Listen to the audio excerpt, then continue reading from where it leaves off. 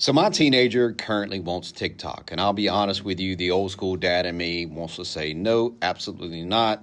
End of discussion. But I've learned something over the years, and I'm currently still learning something that may win the decision, of course, but I can also lose the conversation in the process. And as a former detective, I can tell you that when kids feel like they aren't being listened to, they aren't being heard, that then becomes a safety issue. So instead of treating this like a fight, I'm treating this like a negotiation. And one of the concepts that Chris Voss teaches is something called tactical empathy. And tactical empathy is making the other person feel heard and understood before you make your point. So one of the tools that he uses is called a label. A label is when you put something into words that the other person is likely feeling. So instead of immediately explaining why I'm concerned about TikTok, I may say something like, it sounds like you feel left out because some of your friends have TikTok and you don't.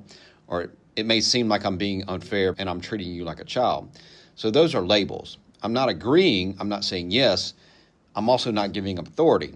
I'm showing her that I understand how she sees the situation.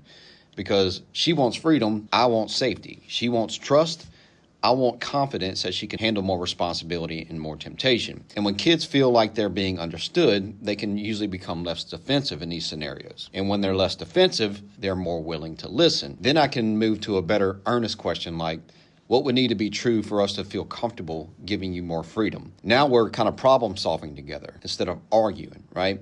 Now we're talking about trust, we're talking about responsibility, we're talking about boundaries and safety. And that's the parenting lesson I'm learning in real time. Sometimes the strongest thing you can do is hold the line while also lowering the temperature. So before you try to change your child's mind, try showing them that you understand what's going on first. Conversation will likely be far more productive.